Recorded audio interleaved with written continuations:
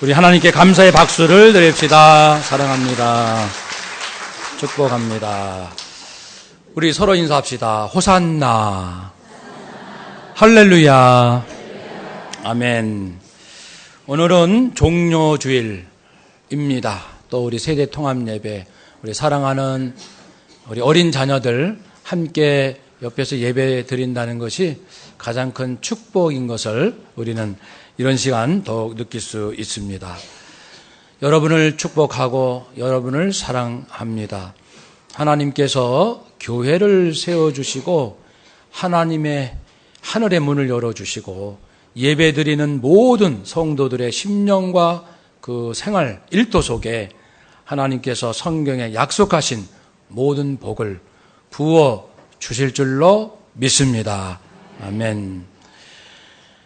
종료주일 하면 예수님께서 나귀 새끼를 타시고 입성하셨다. 그것을 기억할 겁니다. 예수님께서 입성하시는 그 과정을 제가 잠깐 설명을 드리고 영상으로 또 잠깐 보겠습니다. 예수님께서 제자들과 함께 이제 생의 마지막 부분입니다. 그 삶을 마감하시기 위하여 여리고로부터 한 24km 떨어진 벳박의 그 마을에 도착을 하셨어요. 거기에서 맞은편 마을에 있는 나귀와 나귀 새끼를 데려와라. 누가 뭐라고 하면은 주님께서 쓰시겠다. 말씀만 해라. 말만 하면은 보내줄 것이다. 그래서 그 벳박의 마을에서 나귀 새끼를 타시고 이제 감난산으로 올라가십니다. 오르막길이에요. 높이가 810m입니다. 해발. 물론 이 벳박의 마을 자체도 낮은 지역에 있는 것이 아니라 어느 정도 높지요. 이 감람산 정상으로 이제 오르실 때 제자들이 자기 겉옷을 길에 펼치면서 예수님께서 그 지나가시도록 했습니다. 감람산 정상까지 올라가셨어요. 그러면 예루살렘은 이 정상보다 약 100m 정도, 110m 정도 좀 낮은 위치에, 그러니까 예루살렘도 해발 약 700m 정도 높은 위치에 있는 도시입니다. 정상까지 올라가셔서 이제 내리막길로 가실 즈음에 사람들이 종려나무 가지를 흔들면서 호산나, 우리를 구원하소서 외칩니다. 지금 감람산 위에서 지금 전개되고 있습니다. 그 소리를 환호성을 들으시면서 이제 점점 아래로 비탈길로 내려가십니다. 그러면은 정면에 예루살렘이 한눈에 다 보입니다. 그 밑에는 기드론 골짜기가 보이고 점점 내려가셔서 예루살렘 성에 가까이 도착하실 때 예수님께서 우셨습니다. 예루살렘 성의 앞날, 즉 멸망할 것을 미리 아셨기 때문에 백성들은 모르지만 예수님은 아셨어요. 그래서 우셨습니다. 눈물을 흘리셨어요. 그리고서 예루살렘 성으로 북문 쪽입니다. 그 안으로 들어가셔서 종료주일 때 들어가셔서 성전으로 들어가십니다. 그곳에서 성전을 이제 사람들의 그 이익을 위해서, 선교가 아니고 사람들의 개인적 이익을 착복하기 위하여 변질된 이 교회, 그 성소를 이제 다 개혁하시고 청결케 하시고, 그리고 그날 밤 이제 어두워질 때쯤 다시 예루살렘 성을 빠져나오셔서 다시 오셨던 길, 또 감람산 넘어가셔서 베다니 마을에 도착하셔서 그날 밤 주무셨습니다. 그것이 종료주일 하루 안에 일어난 일이 되겠습니다. 우리 영상을 잠깐 보겠습니다. 우리가 나눴던 말씀을 영상으로 다시 보게 되었습니다. 여기에서 우리는 두 가지 모습을 기억해야 합니다. 예수님의 모습과 군중들의 모습.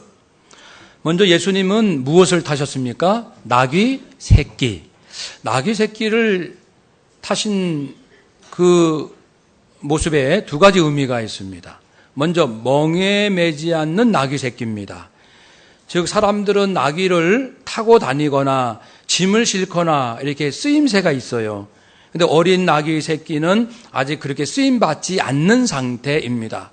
이것은 우리 구약의 제사, 하나님께 속죄제 제사를 지낼 때 흠없는 어린 양을 바치는 것처럼 정결함을 뜻합니다. 예수님께서 정결하심을 상징적으로 보여주십니다. 예수님이 죄 없으신 분, 그리고 그 나귀 새끼를 타셨다는 것은 이스라엘의 영적인 왕이시지만 그러나 낮고 천한 모습으로 이제 오셨음을 보여주는 겸손을 보여주십니다. 정결하신 죄 없으신 예수님은 이제 나귀 새끼를 타시는 것처럼 세상의 권력을 휘두르시는 분이 아니고 인간이 되셨을 뿐 아니라 사람의 죄에 대한 죄값으로 인한 저주를 예수님이 대신 받으셔서 죽기까지 복종하셨다는 뜻입니다. 그래서 어린 나귀 새끼를 타신 것이죠. 한번 더 합시다. 예수님은 정결하십니다. 예수님은 죽으셨습니다. 그것이 멍에 매지 않는 나귀 새끼를 타셨다라는 이 말씀 안에 포함된 두 가지 뜻입니다. 예수님은 죄가 없으셔요. 그러나 인간의 죄값을 대신 치르시기 위하여 대신 저주받으신 분이십니다. 예수님은 저주받으신 분이에요. 기억하셔야 됩니다. 예수님은 형벌을 받으신 분이에요. 예수님은 심판을 받으신 분이에요. 저주를 받으신 분이십니다. 그런데 군중들은, 사람들의 관심은 호산나 호산나 외치기는 했지만 그들이 원했던 호산나의 내용은 이스라엘이 로마 제국의 압제로부터의 해방을 뜻했습니다. 가난한 생활 이제 좀 벗어나게 해주세요. 아픈 몸 좀 고쳐주세요. 우리의 참 살기 힘들어가는 힘든 이러한 모든 것을 예수님께서 해결해 주시기 바랍니다. 복지 문제도 해결해 주시고 공무원 연금 문제도 해결해 주시고 국방 문제도 해결해 주시고 외교 문제도 해결해 주시고 그런 뜻입니다. 그런 의미에서 호산나 호산나. 그렇지만 실제로 예수님께서는 그 이스라엘의 정치적인 경제적인 사회적인 문제를 해결하시지 않으셨어요. 오히려 붙잡히시고 힘없이 심판받으시고 십자가형에서 잡혀 달려 죽으시지 않았습니까? 백성들의 기대하고는 완전히 다릅니다. 여기에서 우리는 예수님의 그 극단적인 두 모습을 많이 관심 가져야 합니다. 예수님의 그 엄청난 능력, 그 권세, 그렇지만은 나약한 모습으로 붙잡히시고 심판받아 십자가에 처형당하신 그 모습, 도저히 이해할 수 없는 이 두 가지 모습을 우리가 잘 이해해야 우리 인생의 길이 바로 잡힙니다. 그래서 저는 조금 더 피부로 와닿게 하기 위해서 그런 생각을 해봤습니다. 만일 예수님께서 지금 대한민국 서울 요즘 이 시대에 나타나셨다면, 이 시대에 사역하셨다면 어떤 모습이셨을까? 이렇게 됐을 겁니다. 요즘 서울이에요. 예수님이 나타나셨습니다. 공생애로 활동하십니다. 거리에 다니십니다. 어느 사람을 보시면서 얘야, 너는 참 마음에 간사함이 없구나. 네 마음이 참 깨끗하고 진실하구나 라고 인정해 주셨을 거예요. 그 사람은 놀랬겠죠. 당신이 나를 어떻게 하십니까? 예수님은 세월호 사고로 죽은 그 많은 학생들을 살리셨을 거예요. 죽었지만 다 살려주셨을 거예요.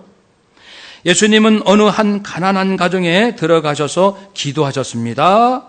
그런데 다음날 놀라운 일이 일어났습니다. 그 집 아이가 아침에 냉장고 문을 열더니 엄마!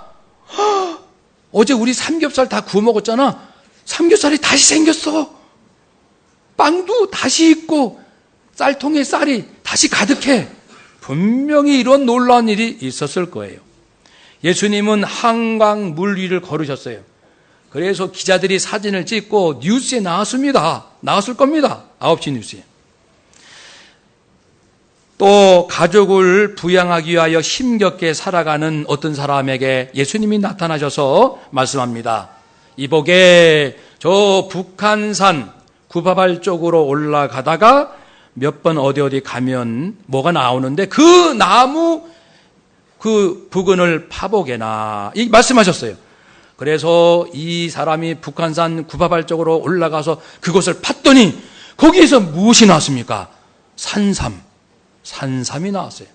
이 비싼 산삼을 팔아가지고 살기 힘든 가정에 큰 도움이 되었습니다. 그런 일이 있었을 거예요. 초등학교 4학년에 다니는 한 아이가 있었는데 그 아이가 몸이 아파 학교에 결석한 친구에게 전화를 합니다. 얘야, 오늘 말이야 학교에서 이런 일이 있었어. 선생님이 중요한 얘기를 하셨어. 그리고 숙제는 이건데 다음 주 화요일까지 꼭 해야 돼. 그렇게 하고 그 몸이 아픈 친구를 위해서 전화로 기도했습니다. 예수 생명으로 하나님의 능력으로 고쳐달라고 간절히 기도를 하고 마쳤는데 그때 갑자기 예수님께서 나타나신 거예요. 짠! 하고 나타나셔가지고 말씀하시기를 내가 몸 아픈 친구에게 친절하게 한 것은 곧 내게 한 것이란다. 내가 너에게 좋은 선물을 주고 싶구나. 그 박스 하나를 주셨어요. 그 박스를 열어보니까 거기에는 갖고 싶었던 로봇 장난감도 있고 양념치킨도 있고 읽고 싶었던 책도 있고 용돈까지 들어있는 거예요. 예수님 감사해요. 예수님은요 능히 다 하실 수 있는 분이시거든요. 예수님은 또한 일산으로 가셨는데 간암 말기로 국립암센터에서 더 이상 치료할 수 없습니다. 판정받은 한 사람이 낙심하여 길을 가고 있었는데 예수님께서 길에서 그 사람을 만나셔서 그 자리에서 즉시 고쳐주셨습니다. 또 귀신 들린 사람들, 각종 정신질환, 심리적 불안과 고통받고 있는 사람들을 만나셔서 그 자리에서 다 건강을 회복시켜 주셨습니다.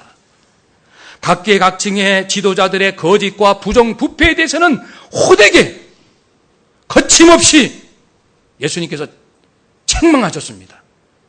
모든 사람, 누구라도 예수님은 두려운 자가 없었어요. 그것이 뉴스에 나온 겁니다.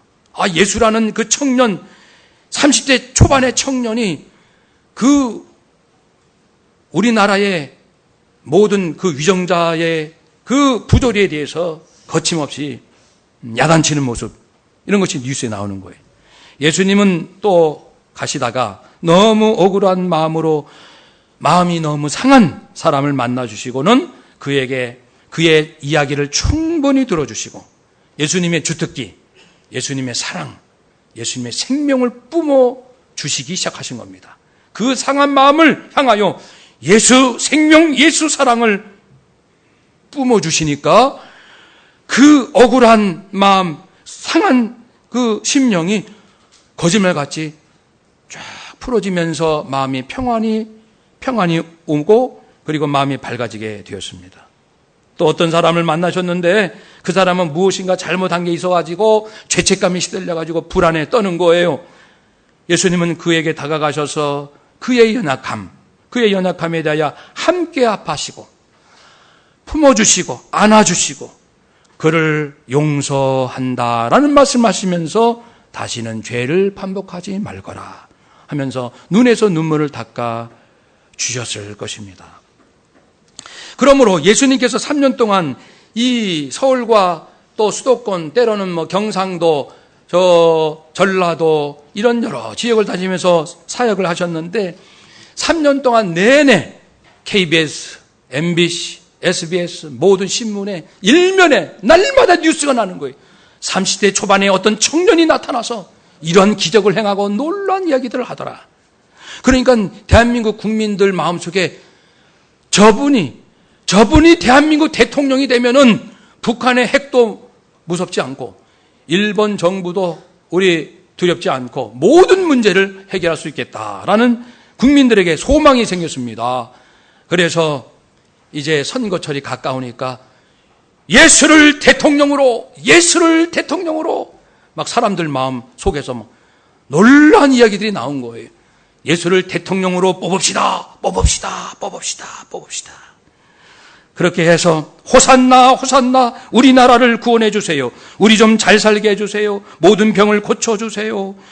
주님은 이 나라의 대통령이십니다. 라고 외쳤는데 어느 날 갑자기 뉴스에서 이상한 소식이 나오는 거예요. 예수라는 사람이 검찰청에 송치되었다라는 얘기입니다. 깜짝 놀란 겁니다. 이게 무슨 소리? 긴급 속보. 예수가 검찰청에 잡히다. 그런데 잡혀가지고 그날 밤새 불이하게 신문을 받으시더니 대법원 판정에서 예수님에 대하여 선고를 내리는데 사형! 밤에 이루어지는 거예요. 어느 날 밤에. 옛날 계엄령 하에서 있을 법한 일이 일어난 겁니다. 다음날 아침에 국민들이 보니까 이게 무슨 얘기냐. 예수 그분이 사형이라고. 거기에 이제 사형으로 나온 겁니다. 그래서 우리나라 법에서 가장 처절하고 비참하고 고통스러운 방법으로 예수님께서 피 흘리시고 완전히 모든 피를 다 흘리시고 죽으셨다는 것이 다음날 뉴스에 나온 거예요. 사랑하는 여러분, 이것입니다. 예수님이 이 시대에 오셨다면 그렇게 사셨어요. 그렇게 역사하셨고 그렇게 인기를 얻으셨고 그렇게 하루아침에 피 흘려 죽으시는 그 사건이 바로 예수님의 삶입니다. 이 사건에서 우리가 이해할 수 없는 것은 어떻게 그렇게 굉장한 능력을 갖고 계신 예수님께서 그렇게 쉼없이 붙잡히시고 밤새 마지막 다음날 처형당하실 때까지 아무런 힘을 쓰시지 않으셨느냐. 이것은 미스테리입니다. 어느 누구도 풀 수 없어요. 여러분은 이해하시죠? 우리는 이해하고 있지요? 이것이 이해가 돼야 인생이 이해가 되는 거예요. 학생들 공부하기 싫죠? 힘들죠? 이것이 이해가 돼야 공부가 재밌는 거예요. 직장 다니는 여러분, 인간관계로 스트레스가 많으신 줄 압니다. 근데 이것이 이해가 돼야 사람을 초월할 수 있습니다. 나를 괴롭히는 직장 상사, 직장 동료, 나를 이용하려고만 하는 주변 사람들, 그래도 그를 사랑할 수 있는 것은 이것이 이해가 돼야 되는 거예요. 왜 예수님은 그 엄청난 능력을 갖고 계시면서 왜 그렇게 피 흘려 죽으셔야만 했습니까? 이것이 이해가 돼야 됩니다. 종료주일 고난주간의 의미는 이것을 깨닫는 시간들입니다.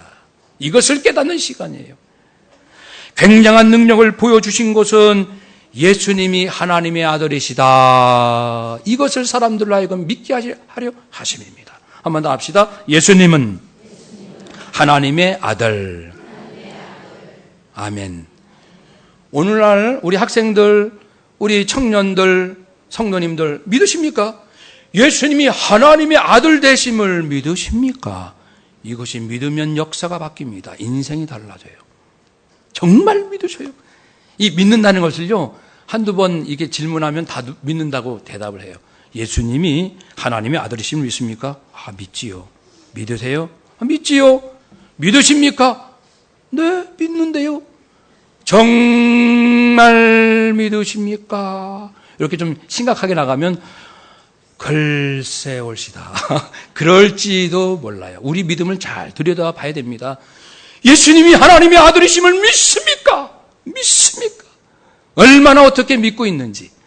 그리고요, 예수님께서 연약한 자로 죽으셨잖아요. 연약한 자가 되어서 힘 한 번 쓰지 못하시고. 왜 그러셨어요? 그것은 예수님께서 이 땅에 오신 목적이 우리의 병과 학업과 직장을 도와주기 위해서가 아니고 죽기 위하여 오셨어요. 우리 죄인들의 죄, 그것으로 인한 형벌과 저주를 예수님이 대신 치르시고 해결하시고, 너는 죽지 않고 너는 영원한 생명을 얻기를 원한다. 내가 대신 죽을게. 예수님은 죽기 위하여 오셨기 때문에 힘을 쓰시면 안 되는 거예요. 예수님은 저주받으러 오셨기 때문에 누구를 저주하러 오신 게 아니고 저주받으러 오신 분이에요. 예수님은 누구 뺨에 침을 뱉으러 오신 분이 아니고 침 뱉음을 받으러 오신 분이에요. 이것이 믿어지십니까? 이것이 믿어지셔야 세상을 초월할 수 있습니다. 예수님은 뺨을 맞으시고 침뱉음을 당하시고 채찍을 맞으시고 모욕을 당하시고 배신을 당하시고 죄 없는 그분이 죄인의 누명을 뒤집어 씌우시고 완전히 저주 가운데 물과 피를 다 쏟아내시면서 죽으러 오셨다. 한번 따라 합시다. 예수님은 죽으러 오셨습니다. 이 두 가지가 복음이에요. 합치면 뭐가 됩니까? 예수는 하나님의 아들이십니다. 그분이 죄인을 위하여 죽으러 이 땅에 오셨습니다. 하나님의 아들 예수 그리스도께서 죄인들을 위하여 죽으러 오셨습니다. 예수님 앞에 나가면 그것이 깨달아져야지 다른 것을 자꾸만 주님 앞에 말하면은 진리가 깨달아지지 않는 거예요. 주님 앞에 나가면 주님, 예수님은 하나님의 아들이시며 예수님은 죄가 없으신데 죄인인 저를 위하여 대신 저주받으시고 저 때문에 형벌받으시고 죽으셨지요. 저는 이 사실을 믿습니다. 저는 이 사실을 믿습니다. 이 마음으로 직장생활 하셔야 됩니다. 이 마음으로. 학생 여러분, 이 마음으로 공부하는 거예요. 수능에서 점수 높이고 원하는 대학 가려고 공부하는 게 아니고 예수님은 나를 위하여 죽으셨습니다. 이 마음으로 공부해야 공부가 열리는 거예요. 공부의 세계가 열립니다. 하나님께서요 모든 만물을 지으셨어요. 공부라는 것은 하나님이 지으신 만물을 깨닫는 게 공부예요. 취업하려고 공부하는 게 아니고 자기 똑똑한 걸 자랑하려고 공부하는 것이 아니고 모든 만물은 하나님의 것이요 하나님의 거룩하신 뜻으로 통치되는 것이며 주의 백성들은 만물을 주의 뜻 가운데로 잘 돌보고 섬기고 관리하고 사용하고 나누는 것입니다. 이것을 배우기 위하여 저는 공부합니다. 이런 마음으로 공부를 해야 됩니다. 그러면 하나님이 도와주십니다. 사랑하는 여러분, 이 말씀 정말 중요한 말씀인데 이 말씀이 정말 중요한 말씀인데 얼마나 알아들으십니까? 죄송합니다. 저는 잘 아는 척하고 드린 말씀이 아니고 복음이니까요. 직장생활이 답답하십니까? 예수는 하나님의 아들이시요 죄가 없으신데 죄인 나를 위하여 죽으셨습니다. 주님은 나를 위하여 죽으셨습니다. 그 기쁨과 감사와 감격을 가지고 출근하시라고요. 잘 안 되시죠? 그래서 인생이 답답한 거예요. 안 되니까.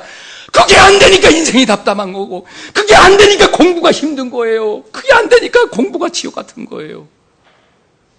여러분, 정말 우리는 이런 꿈을 우리 아이들, 우리 초등학생, 중고등부, 또 우리 청년들, 우리 아이들에게 여러분 어떤 꿈을 갖고 계십니까? 야, 공부 열심히 해서 원하는 대학 가서 취직해서 정말 잘 사는. 그러니까 인생이 답답한 거예요. 그 생각을 하니까 인생이 뭔지 모르는 거예요. 진리가 눈에 보이지 않는 거예요. 그 생각을 가지니까 주님을 만날 수가 없고 자기 욕심만 항상 자기 욕심이 자기를 끌고 가니까 욕심을 따라가는 것이지 예수님 따라가는 게 아니에요. 우리가 착각하고 있는 거예요. 예수님은 언제 보이는지 아십니까? 예수님은 죄가 없으신 하나님의 아들이신데 죄덩어린 저를 위하여 저 대신 저주받아 죽으셨습니다. 그것이 깨달을 때 예수님 주님이시군요. 하나님 아들이십니다. 저를 위하여 죽으셨군요. 주님은 저의 주님이십니다. 그때 고백이 나오는 거예요. 그때. 사랑하는 여러분, 우리가 주님께 예수님은 제가 학교 다니는 거에 별로 관심 없으시죠? 제가 직장에서 힘들어하는 건 예수님은 별로 관심 없으셔요? 구원만 말씀하시고 우리 생활에 관심이 없으십니까? 예수님 뭐라고 말씀하실 것 같아요? 예수님이 살아 생전에 하셨던 그 놀라운 일들은 우리에게 관심이 있기 때문에 병도 고쳐주시고 귀신도 쫓아내주시고 잘못된 거 고쳐주신 거 아닙니까? 예수님처럼 철저히 현실주의자가 어디 있습니까? 예수님만큼 현실에 관심과 생명까지 바치신 분이 누가 있습니까? 왜요? 이 세상은 본래 내 아버지 하나님의 것이니, 아버지의 것인데 물질도 아버지의 것, 권력도 아버지의 것, 명예도 아버지의 것, 아버지의 것인데 어찌 예수님께서 우리의 학교 생활, 우리의 직장 생활에 관심이 없으시겠어요? 관심이 있으신데 이제 방법을 바꾸셨어요. 예수님이 직접 살아 계실 동안에는 직접 해주셨지만요, 이제 죽으시고 부활 승천하시고 지금 천국에 계시잖아요. 지금은 방법을 바꾸셨어요. 예수님이 직접 나타나서 안 해주셔요. 예수님이 이제는 두 가지를 선물로 주셨어요. 한번 따라 합시다. 말씀과 성령. 그래서 이제 예수 믿고 구원받은 우리들은 이제 내 모든 삶 속에서 책임감을 가지고 말씀과 성령, 성령님과 말씀을 붙들고 주님 앞에 나가서 기도도 하고 고민도 하고 이렇게도 해보고 저렇게도 해보고 우리가 주도적으로 내 인생의 모든 삶에 책임을 갖고 하라 말씀하신 것입니다.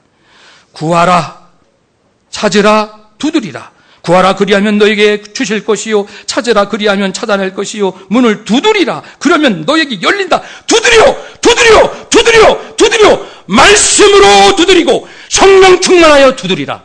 욕심으로 두드리지 말고, 남하고 경쟁해서 이기려고 두드리지 말고, 남한테 잘 보이려고 그래서 공부 잘하게 해달라고 두드리지 말고 진리 따라 두드리라. 말씀 따라 직장을 두드리고 학교문을 두드리고 말씀으로 두드리라. 그리고 성령 따라 두드리라. 그러면은요 전혀 새로운 인생이 열립니다. 전혀 새로운 인생. 그래서 이제는 내 심령 속에 예수 사랑, 예수님 사랑, 예수님 사랑이 강물처럼 흘러 넘쳐야 되고, 그리고 하나님의 진리, 그리고 성령님 의지하여 하면은 공부는 잘하게 돼 있어요. 어느 학생이 그 간증이 있어요. 집이 가난해요. 뭐 과학 공부할 그 형편이 안 돼요. 영어 공부를 어떻게 했냐면은 잠언을 영어로 NIV 성경 다 외웠어요. 외우고 그 말씀을 늘 묵상하고. 그런데 토익에 850점 맞았어요. 근데 그 한 학생만 그러면 우연이겠지. 아닙니다. 지금 계속 우리나라 안에서 실험이 되고 있는데요. 아이들이 4살 이후부터 성경을 암송할 수 있는데 성경을 암송하는 아이들이 굉장히 총명해진다는 것이 증거가 많이 나타나고 있습니다. 여러분, 우리 뇌는 예수님 사랑을 알아야 가장 최고의 능력을 발휘합니다. 예수 사랑입니다. 잘 살겠다는 자기 욕심 말고요. 나를 위해서 죄 없으신 예수님께서 나에서 대신 죽으셨어요. 예수님 감사해요. 예수님 사랑해요. 예수님 사랑을 알 때 뇌가 가장 놀랍게 기능을 발휘합니다. 이거는 인생의 비결 아닙니까? 비법 아닙니까? 그러니까 자꾸만 딴 데서 다른 방법으로 인생을 행복하게 살려 하지 마시고, 예수님은 나를 위해서 죄 없으신 그분이 생명을 나를 위해서 주셨다는 예수님의 사랑을 다 깊이 몇 마디로 안다고 하지 맙시다. 이거 정말 불경스러운 겁니다. 나 예수님 알아. 예수님께서 십자가에 나를 죽으셨다. 그럴 게 아닙니다. 예수님이 나를 위해서 죽으셨다는 것은 원수를 용서한다는 거예요. 원수를 용서한다는 겁니다. 예수님이 나를 위하여 죽으셨다는 것은 모든 사람이 사랑스럽게 보인다는 거예요. 어디 시기, 질투, 비교, 경쟁합니까? 사랑하는 눈으로 보이지 않는데, 사람들이 사랑의 눈으로 보이지 않는데, 내 부모가 사랑스럽지 않은데, 내 자식이 미운데, 공부 안 하지, 말 안 듣지, 부모 속이지, 미워 죽겠어요. 무슨 예수 생명이 그 안에 있습니까? 그러니까 우리가요, 나 예수님 알아. 그런 말 함부로 하지 맙시다. 누가 예수님을 합니까? 정말 아십니까? 예수님의 그 사랑, 죄 없으신 그분이 죄덩어리인 나를 위하여 대신 저주받아 죽으신 그 죽음 아시냐고요? 그 사랑을 계속 묵상하고 고민하고 알고 싶다고 몸부림도 치고 그 사랑을 알게 해주세요. 그러면은 머리가 맑아져요. 몸이 최고의 컨디션을 유지해요. 사람들이 밉지 않아요. 모든 사람이 예뻐 보여요. 그리고 왜 이렇게 모든 게 감사한지 그렇게 된다고요. 여러분, 그러니까 우리 세대통합예배, 우리가 좀 음식도 나누고 뭐 이런 걸로 되는 게 아니죠. 진짜는 우리들의 가슴 속에 예수님의 십자가 사랑이 부모, 할머니, 할아버지, 엄마, 아빠, 우리 모든 가족 속에 충만하셔서 근본이 새로운 가정, 근본이 새로운 인생, 그렇게 되시기를, 또 그리 될 줄로 믿고 우리 모두가 그렇게 되는 소망을 가지고 그리 되도록 기도하는 저와 여러분 되시기를 주의 이름으로 축복합니다. 아멘. 기도하겠습니다.